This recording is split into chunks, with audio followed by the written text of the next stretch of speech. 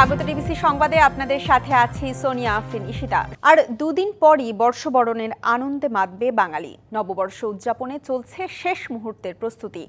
তবে এবার পহেলা বৈশাখের অন্যতম অনুষঙ্গ মঙ্গল শোভাযাত্রার নাম বদলে রাখা হয়েছে বর্ষবরণ আনন্দ শোভাযাত্রা। ঢাকা বিশ্ববিদ্যালয়ের চারুকলা অনুষদে সংবাদ সম্মেলনে এ তথ্য জানানো হয়। নতুন বাংলাদেশে এক নতুন চৈত্র নেমেছে ঢাকা বিশ্ববিদ্যালয়ের চারুকলা অনুষদের প্রাঙ্গণে। বাংলার নববর্ষ বরণে চলছে শেষ সময়ের প্রস্তুতি। এবারের আকর্ষণ দীর্ঘদেহী এক রাক্ষস, যার মাথায় রয়েছে দুটি শিং এবং মুখের দুপাশে দুটি দীর্ঘ দাঁত। এছাড়া বাঁশ ও কাঠ দিয়ে তৈরি একটি পায়রা, গ্রামীণ ঐতিহ্য লালনকারী একসময় বিয়েতে ব্যবহৃত পালকি, রয়্যাল বেঙ্গল টাইগার, ইলিশ সহ আরও অনেক কিছু। বিশ্ববিদ্যালয়ের চারুকলা অনুষদে এখন ব্যস্ত শিক্ষক শিক্ষার্থীরা। তুলি হাতে হরেক রঙে ফুটিয়ে তুলেছেন বিভিন্ন ধরনের মাস্কট, সরাচিত্র, মুখোশ আর মোটিভ। প্রস্তুতি তো শেষের দিকে বলতে গেলে আমরা একদম শেষ দিন পর্যন্ত চাই যে আমাদের শোভাযাত্রাটা যাতে বর্ণিল হয়। আমাদের ভাষা আন্দোলনের পর থাকবে আমাদের মুক্তিযুদ্ধ এবং আমাদের যে বৈষম্য দূর হোক। এই যে 2024 সালে যে ছাত্র জনতার যে আন্দোলন, এই আন্দোলনের একটা পর থাকবে। শোভাযাত্রায় থাকবে ফ্যাসিবাদের মুখাকৃতি সহ ছোট বড় বিভিন্ন মোটিভ। সামনে নয়, আইন শৃঙ্খলা বাহিনীর বহর থাকবে শোভাযাত্রার দুপাশে। আমাদের একটা চ্যালেঞ্জ হলো যে র্যালি যখন চলবে, বিশেষ করে সামনের দিকে যারা থাকেন, আমাদের এবার 28টা জাতিগোষ্ঠী থাকবে, পেছনে অন্যান্য সাংস্কৃতিক গোষ্ঠী থাকবে, বেসরকারি বিশ্ববিদ্যালয় থাকবে। আমাদের প্রত্যাশা থাকবে পাশ দিয়ে কেউ না ঢুকেন। এদিকে চারুকলা অনুষদের ডিন অধ্যাপক আজহারুল ইসলাম বলেন, মঙ্গল শব্দটি নিয়ে আপত্তি থাকায় নামে পরিবর্তন। আর উপাচার্য বলছেন, শোভাযাত্রার নাম বদল নয়, পুরনো নাম ঐতিহ্যে ফেরত যাওয়ার কথা। একটা ফেসিবাদী শাসন ব্যবস্থার এই মঙ্গল শব্দটাকে এমনভাবে চর্চায় নিয়ে এসেছে, এটা যথেষ্ট রকম কিন্তু ব্যাড ফিলিংস কাজ করছে সোসাইটির বিভিন্ন ধরনের মানুষের। তো আমরা চাই আমরা এই অতীতে ফিরে যেতে। পুরনো নাম এবং ঐতিহ্য ফেরত যাচ্ছে, যেটা দিয়ে চারুকলার এই কার্যক্রম শুরু হয়েছে। আনন্দ শোভাযাত্রার নববর্ষে আমরা এবার যেটি মূল প্রতিপাদ্য করেছি, প্রতিপাদ্যে দুটো মেসেজ আছে। একটি মেসেজ হচ্ছে একটি নিবর্তনমূলক স্বৈরাচারী ব্যবস্থার অবসান, রাজনৈতিক এবং সামাজিক একটি নিবর্তনমূলক ব্যবস্থার বিরুদ্ধে মানুষের যে স্বতঃস্ফূর্ত প্রতিবাদ, সেটিকে তুলে ধরা। পহেলা বৈশাখের শোভাযাত্রা এবারের প্রতিপাদ্য নববর্ষের ঐকতান, ফ্যাসিবাদের অবসান। Farhaduzzaman, DBC news, Dhaka. পহেলা বৈশাখে বাড়তি চাহিদায় ইলিশের দামে আগুন। রাজধানীর খুচরা বাজারে 1 কেজি আকারের ইলিশ বিক্রি হচ্ছে 2600 থেকে 3500 টাকা কেজি। দাম শুনেই ফিরে যাচ্ছেন অনেকে। চড়া সবজির বাজারও। আলু, টমেটো আর পেঁপে ছাড়া বাজারে 80 টাকার নিচে কোনো সবজি নেই। তবে খানিকটা স্বস্তি আছে ব্রয়লার মুরগি আর ডিমের দামে। পহেলা বৈশাখে পান্তা ইলিশ খেতে হবে, কিন্তু এখন তো খাওয়া সম্ভব না। আমরা যে খাবো তা না, আমরা আসলে দেখতে পারবো, ইলিশ কিন্তু খেতে পারবো না। এখন কি করে খাবো? এত দাম দিয়ে তো আমাদের পক্ষে কেনা সম্ভব না। বাংলা নববর্ষের প্রথম দিনে পান্তা ইলিশ খাওয়ার যে চল, তার প্রভাবে এবার ইলিশের দাম আকাশ ছোঁয়া। বাজার ঘুরে দেখা গেল 1 কেজি ওজনের ইলিশ বিক্রি হচ্ছে 2600 থেকে 3500 টাকায়। প্লাস 1 কেজি চিটংয়েরটা 2600-2800, পদ্মারটা নিলে আপনার 3000-এর উপরে। তো আমি এখনো বিসমিল্লাও করিনি। এখন তো আসলে বাজারের উপর খুব বেশি নিয়ন্ত্রণ নেই। একেবারে বাচ্চা বাচ্চা ইলিশগুলো আজকে কিন্তু 1600 চাচ্ছে, যেটা আসলে কোনোভাবেই 1600 হয় না। মাছ অনুযায়ী মানুষের চাহিদা পূরণ করতে পারতেছে না, এই কারণে দামটা বেশি। ইলিশের দাম সীমিত আয়ের মানুষের নাগালের বাইরে হলেও গেল সপ্তাহের দামেই বিক্রি হচ্ছে অন্য মাছ। বাজারে রুই মানভেদে 300 থেকে 800, পাঙাশ 250, ট্যাংরা 800, কই 300 আর শিং 500 টাকা কেজি। চড়া সবজির দরও। বাজারে পটল ও ঢেঁড়স বিক্রি হচ্ছে 80 টাকা কেজি। বেগুন মানভেদে 80 থেকে 120, করলা 100 আর কাকরোল 160 টাকা কেজি। বিক্রেতারা বলছেন, আলু, পেঁপে আর টমেটো ছাড়া বাজারে 80 টাকার নিচে কোনো সবজি নেই। চড়া দামে ক্ষুব্ধ ভোক্তার দাবি, বাজারে সরকারের নজরদারি থাকুক নিরবচ্ছিন্ন। দাম বাড়ার পরে যদি মধ্যে পরিকল্পনা হয়েছে আমরা সামনে আবার দাম কমার জন্য উদ্যোগ নেব, তাহলে সেটা তো সুস্থ পরিকল্পনা হয় না। ঝিঙ্গা হলো 120 টাকা, দুন্দুল 100 টাকা, সবই 80 টাকা, 90 টাকা, 100 টাকা এর মধ্যে চলছে। সাধারণ যারা 500-600 টাকা বেতনে চাকরি করে তাদের জন্য খুবই কষ্টকর। বাজারে এখনো হালি 120 থেকে 60 টাকায় বিক্রি হচ্ছে লেবু, আর পেঁয়াজ 45 থেকে 50 টাকা কেজি। তবে স্বস্তি আছে মুরগির দামে। ব্রয়লার 180 থেকে 190, সোনালী 280 আর লেয়ার 320 টাকা কেজি, আর ডিমের ডজন 130 টাকা। বাজারে খাসির মাংস 1200 টাকা কেজি, আর মানভেদে গরুর মাংস বিক্রি হচ্ছে 750 থেকে 780 টাকা দরে। মুস্তফা মাহবুব, ডিবিসি নিউজ, ঢাকা। পহেলা বৈশাখের আগে বেড়ে যায় ইলিশের চাহিদা, ফলে নিষেধাজ্ঞা অমান্য করেই ভোলায় চলছে ইলিশের অবাধ শিকার। হাঁকডাক দিয়ে চলছে বেচাকেনাও। দাম হাঁকা হচ্ছে স্বাভাবিকের চেয়ে কয়েক গুণ বেশি। অভয়াশ্রম ঘোষণা করে মার্চ এপ্রিল 2 মাস ভোলার মেঘনা ও তেঁতুলিয়া নদীর 190 কিলোমিটার এলাকায় ইলিশ ধরার নিষেধাজ্ঞা দেয় মৎস্য বিভাগ, কিন্তু তারপরেও চলছে অবাধ শিকার। পহেলা বৈশাখ ঘিরে আকাশছোঁয়া দামে ঘাটগুলোতে চলছে প্রকাশ্যে বেচাকেনা। হালি প্রতি ইলিশের দর 4-5 হাজার থেকে বেড়ে বিক্রি হচ্ছে 9 থেকে 10 হাজার টাকায়, আর 700-800 গ্রামের ইলিশের হালি হাঁকা হচ্ছে 6 থেকে 7.5 হাজার টাকায়। পেটের দায়ে বাধ্য হয়েই নদীতে ইলিশ শিকার ও বিক্রির কথা বলছেন জেলে ও আড়তদাররা। পয়লা বৈশাখ আসতেছে, একটু দাম ভালো, তাই আমরা নদীতে মাছ ধরতে যাইতেছি। ইলিশ মাছ যাই আমরা 2-4টা পাই, নদীতে ইলিশ আইলে বেশি দাম কত ভালো, এই কারণে ধরতে যাই। গুড়া মাছটা পাই না অতটা, এই ইলিশ মাছে পোষে, এই জন্য যাই। পয়লা বৈশাখ তো সামনে, এই জন্য মাছের দাম বেশি। ইলিশের খুব আকাল, এই জন্য দামটা একটু বেশি। মাছ কম, আরেকদিকে পয়লা বৈশাখ, এই দুটা বিষয়, এই জন্যই ইলিশের দামটা একটু বেশি। যদিও নিষেধাজ্ঞা অমান্য করে মাছ ধরার চেষ্টা করলে কঠোর ব্যবস্থা নেওয়ার কথা বলছে মৎস্য কর্মকর্তা। ইলিশ আহরণ, মজুত, পরিবহন এই সময়টা যাতে কেউ না করে, এটার জন্য আমরা একটু কঠোরভাবে আমরা অবস্থান নেব এবং পাশাপাশি আমরা মানুষকে অনুৎসাহিত করব। দেশের বৃহত্তর দ্বীপ জেলা ভোলার মেঘনা ও তেঁতুলিয়া নদী থেকে দেশের চাহিদার প্রায় 33 ভাগ ইলিশ আহরণ করা হয়। DBC news desk. রমজান জুড়ে শরবত বা জুসের বায়না সবার আগে, আর সেই শরবত ও জুস যদি সুন্দর একটা জগে প্রেজেন্ট না করি তবে জোশ হবে কি করে? আরিফেল জগ, জুস রাখার জোশ জগ। অন্তর্বর্তী সরকারের 5 বছর থাকার কোনো অধিকার নেই বলে মন্তব্য করেছেন বিএনপির স্থায়ী কমিটির সদস্য সেলিমা রহমান। সকালে রাজধানীর একটি হোটেলে বাংলাদেশ ডিপ্লোমা মেডিকেল অ্যাসোসিয়েশনের সভায় তিনি এই মন্তব্য করেন। বলেন, ডিসেম্বরের মধ্যেই দিতে হবে নির্বাচন, প্রধান উপদেষ্টার কথা পাল্টানোর সুযোগ নেই। বিএনপি ক্ষমতার জন্য নয়, জনগণের গণতান্ত্রিক অধিকার ফিরিয়ে দিতে নির্বাচন চায় বলেও জানান তিনি। দ্রুত নির্বাচনের রোডম্যাপ ঘোষণার দাবিও জানান বিএনপির এই নেতা। স্বরাষ্ট্র উপদেষ্টা আজকে বলেছেন এই সরকারকে 5 বছর ক্ষমতায় তারা রাখতে চায়। দেশ নাকি রাখতে চায়। দেশ কি রাখতে চায় আমরা জানি। 5 বছর থাকার মতো এই সরকারের কোনো অধিকার নেই, কেন তারা ইন্টারিম গভর্নমেন্ট।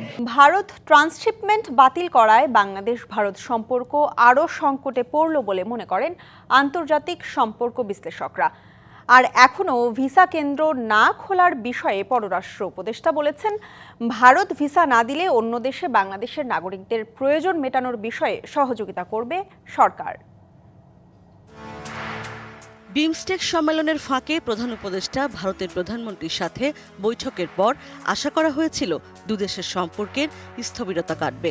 যেসব বিষয়ে এখনো দূরত্ব রয়ে গেছে তা কমিয়ে আনার জন্য সময় দিতে হবে বলে জানিয়েছিল দুপক্ষই। কিন্তু এর 1 সপ্তাহের মধ্যেই ট্রান্সশিপমেন্ট বাতিল করে ভারত। যদিও ভারতের পররাষ্ট্র মন্ত্রণালয়ের মুখপাত্রের দাবি, এই পদক্ষেপের কারণে নেপাল ও ভুটানের সঙ্গে বাংলাদেশের বাণিজ্যের উপর নেতিবাচক প্রভাব পড়বে না। Logistical delays and higher costs were hindering our own exports and creating backlogs.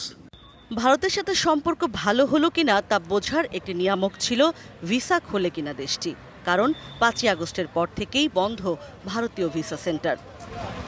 পররাষ্ট্র উপদেষ্টা বলছেন, ভিসা না দিলে উভয় দেশই ক্ষতিগ্রস্ত হবে। তবে বাংলাদেশিরা যদি তৃতীয় কোনো দেশে প্রয়োজন মেটাতে যেতে চায় সহায়তা করবে সরকার। ভিসার ব্যাপারটা তাদের ব্যাপার, আমরা চাইবো যে তারা ইজ আপ করুক, কিন্তু না হলে যেটা বিষয় হবে সেটা হলো যে কোনো প্রকৃতিতে তো কোনো ভ্যাকুয়াম থাকে না। যদি সেখানে ভিসার অভাবে লোকজন যেতে না পারে তারা অন্য কোথাও যাবে এবং যাচ্ছে ইতিমধ্যে। আমরা সেটাও মানে সহায়তা করবো। আমরা চাইবো যে ভারত ইজ করুক, কিন্তু এটা তাদের নিজেদের ব্যাপার। তারা যদি চায় ইজ করবে, তাহলে তাদেরও স্বার্থ উদ্ধার হবে, আমাদেরও স্বার্থ উদ্ধার হবে। আন্তর্জাতিক সম্পর্ক বিশ্লেষকদের মতে ভারত বাংলাদেশকে ল্যান্ডলক করে সম্পর্ক স্বাভাবিক করতে বাধা দিচ্ছে। ভিসা না দেওয়াও তারই উদাহরণ। ভিসা খুলে দেওয়া যেমন একটা গুরুত্বপূর্ণ ইতিবাচক ছিল, কিন্তু সেই সাথে যেই টকস হয়েছে তারপরে ভারতের পদক্ষেপের মাধ্যমে ভারত কিন্তু আমাদেরকে অন্য ধরনের সিগন্যাল দিচ্ছে। এটা আমাদের জন্য মোটেও ভালো সংকেত নয়। এবং একই সাথে যেভাবে করে আমরা in a sense land blocked হয়ে গেলাম, যেটা আমাদের কিন্তু অনেক ধরনের লিটারেচারে বলা হয় Bangladesh landlock, Bangladesh India locked. এটা কিন্তু ভারত আবার প্রমাণ করলো তার পলিসির মাধ্যমে। সম্পর্কের টানাপোড়েন কাটাতে দুদেশকেই আরও উদ্যোগী হতে হবে বলে মনে করেন এই শিক্ষক। ইশরাত জাহান উর্মি, ডিবিসি নিউজ, ঢাকা। জলবায়ু সুরক্ষা ও জীবাশ্ম জ্বালানিতে অর্থায়ন বন্ধের আহ্বান জানালেন শিক্ষার্থী ও তরুণ জলবায়ু কর্মীরা। বৈশ্বিক জলবায়ু ধর্মঘটের সাথে সংহতি জানিয়ে রাজধানীতে নানা কর্মসূচিতে এ আহ্বান জানান তারা। জলবায়ু কর্মীদের দাবি, পরিবেশ রক্ষায় নবায়নযোগ্য শক্তির বিকল্প নেই। শুক্রবার বিশ্বের বিভিন্ন দেশের মতো বাংলাদেশেও নানা আয়োজনে বৈশ্বিক জলবায়ু ধর্মঘট পালন করেছে স্কুল, কলেজ, বিশ্ববিদ্যালয়ের শিক্ষার্থী সহ জলবায়ু কর্মীরা। বৈশ্বিক জলবায়ু ধর্মঘটের সাথে একাত্মতা জানিয়ে শুক্রবার জাতীয় প্রেস ক্লাবের সামনে সমাবেশ করেছে ফ্রাইডেজ ফর ফিউচার এবং ইয়ুথনেট ফর ক্লাইমেট জাস্টিস। ক্ষতিকর জীবাশ্ম জ্বালানিতে অর্থায়ন বন্ধের আহ্বান জানান জলবায়ু কর্মীরা। বিশ্বের প্রত্যেকটা দেশে এই স্ট্রাইকটা হচ্ছে। আমরা যে এই জলবায়ু পরিবর্তনের কারণে ক্ষতিগ্রস্ত হচ্ছি, বন্যা, ঘূর্ণিঝড়, এগুলো যে ক্ষতিপূরণ, সেই ক্ষতিপূরণ যেন উন্নত বিশ্ব দেয়, সেই দাবিগুলো নিয়েই আমরা এখানে একত্রিত হয়েছি। আমাদের এই বাংলাদেশ যে পরিমাণ ক্ষতিগ্রস্ত হচ্ছে প্রতি বছর জলবায়ু অভিঘাতে, সেই পরিমাণ কার্বন কিংবা সেই পরিমাণ দূষণের বিপক্ষে বাংলাদেশ কিন্তু অবস্থান খুবই নগণ্য। আমাদের যে পরবর্তী বড় বড় দেশগুলো আছে তারা আমাদের ন্যায্য মূল্য দেখ, আমাদের ক্ষতির ক্ষয়পূরণ দেখ, এটাই হচ্ছে আমাদের মূল দাবি। এদিকে রাজধানীর মানিক মিয়া এভিনিউতে বৈশ্বিক জলবায়ু ধর্মঘট পালন করেছে শিক্ষার্থীরা। জীবাশ্ম জ্বালানির ক্ষতিকর প্রভাব তুলে ধরে তারা বলেন, আন্তর্জাতিক জলবায়ু সম্মেলনে উন্নত দেশগুলোর প্রতিশ্রুতি অনুযায়ী বাংলাদেশ সহ জলবায়ু ক্ষতিগ্রস্ত দেশগুলোকে সহায়তা দেওয়া নিশ্চিত করতে হবে। সমাবেশ শেষে একটি শোভাযাত্রা খামারবাড়ি ঘুরে শেষ হয় জাতীয় সংসদ ভবনের সামনে গিয়ে। পাশাপাশি এই কর্মসূচি থেকে ফিলিস্তিনে ইসরায়েলি বর্বরতা ও গণহত্যার বিরুদ্ধে প্রতিবাদ জানানো হয়। অজিত সরকার, ডিবিসি নিউজ, ঢাকা। বাংলাদেশ জাতীয় ফুটবল দলের হয়ে খেলতে রাজি হয়েছেন সামিত সোম। বাফুফে চেষ্টা করছে 10 জুন ঢাকার মাঠে সিঙ্গাপুরের বিপক্ষে তাকে অভিষেক করাতে। এখন শুধু দরকার ফিফার অনুমোদন আর কানাডা ফুটবল ফেডারেশনের ছাড়পত্র। সহকর্মী শেখ আশিককে বিস্তারিত জানিয়েছেন বাফুফের সহসভাপতি ফাহাদ করিম। সকাল থেকে সোশ্যাল মিডিয়ায় উঠছে খবর, কানাডা জাতীয় দলের হয়ে 2 ম্যাচ খেলা ফুটবলার সামিত সোম রাজি হয়েছেন বাংলাদেশের জার্সিতে খেলতে। যে খবরে উচ্ছ্বসিত বাংলাদেশের ফুটবল ভক্তরা, কিন্তু এটা কি আদৌ সত্য? তাই জানবো বাফুফের সহসভাপতি ফাহাদ করিমের কাছ থেকে। হামজা চৌধুরী এসেছে এবং খুব শর্টেস্ট টাইম। এরপরে সামিত সোমের ব্যাপারে আসলে অনেক কনফিউশন ছিল, সে নিজেও কনফিউজ ছিল। মানে ফাইনালি কি ঘটলো আসলে? না, আলহামদুলিল্লাহ, আপনি জেনে খুব খুশি হবেন। আজকে উনি আমাদের কনফার্ম করেছেন যে he wants to play and he is willing to play. তো এখন আমরা আগামীকাল আমাদের বিএফএ আমাদের টিমকে নিয়ে বসবো যে ওনার প্রসেস যেটা হবে, সো সেটা টোটাল কতদিন লাগবে ওটা ওনাকে জানাবো আমরা।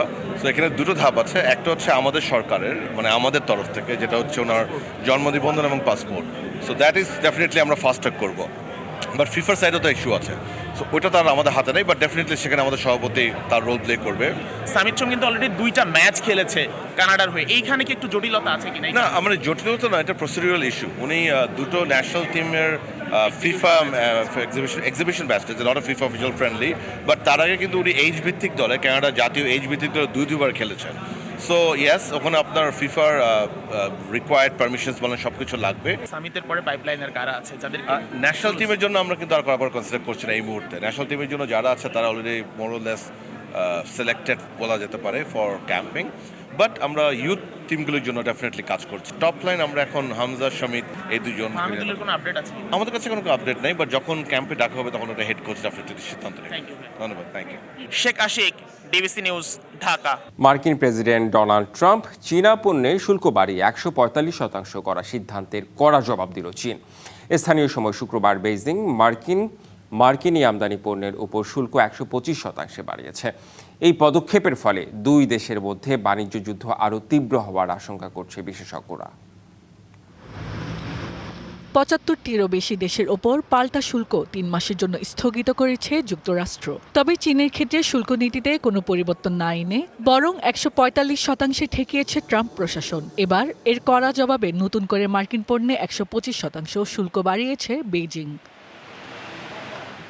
চীনের অর্থ মন্ত্রণালয় জানিয়েছে শনিবার থেকে এ শুল্ক কার্যকর হবে। এ সময় চীনের ওপর আরোপিত শুল্ক নীতি নিয়ে যুক্তরাষ্ট্রের সমালোচনা করে বেইজিং। বলা হয়, যুক্তরাষ্ট্র চীনের ওপর অস্বাভাবিকভাবে উচ্চ শুল্ক আরোপ করে আন্তর্জাতিক ও অর্থনৈতিক বাণিজ্য বিধি, মৌলিক অর্থনৈতিক নিয়ম লঙ্ঘন করেছে, যা সম্পূর্ণ একতরফা দমন ও চাপ সৃষ্টি করার শামিল।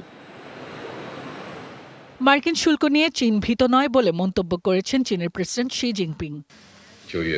চীন ও ইউরোপের উচিত তাদের আন্তর্জাতিক দায়িত্ব পালন করা এবং যৌথভাবে আমেরিকার একতরফা নেতিবাচক কার্যকলাপ বন্ধ করা। বিশ্ব বাণিজ্য সংস্থা WTO এর কাছে মার্কিন শুল্কের বিরুদ্ধে অভিযোগ দায়ের করেছে Beijing. Hasna Akter, DBC news desk. এবার জীবিত অভিবাসীদের মৃত দেখিয়ে তাদের যুক্তরাষ্ট্র ছাড়তে বাধ্য করছে ট্রাম্প প্রশাসন। যুক্তরাষ্ট্রে অভিবাসীদের অস্থায়ী বৈধ অবস্থান বাতিল করতে ট্রাম্প প্রশাসন এই অভিনব কৌশলের আশ্রয় নিয়েছে। বৃহস্পতিবার প্রকাশিত দেশটির গণমাধ্যম দ্য ওয়াশিংটন পোস্টের এক প্রতিবেদনে বলা হয়, অভিবাসীদের সামাজিক সুরক্ষা নম্বর বাতিলের মাধ্যমে তাদের আর্থিক, নাগরিক ও চিকিৎসা সেবা থেকে বঞ্চিত করা হচ্ছে। অভিবাসীদের স্বেচ্ছায় দেশ ত্যাগে বাধ্য করতে এবং আইনত অদৃশ্য করে তুলতে তাদের নাম মৃতদের একটি সরকারি ডেটাবেজে যুক্ত করা হচ্ছে।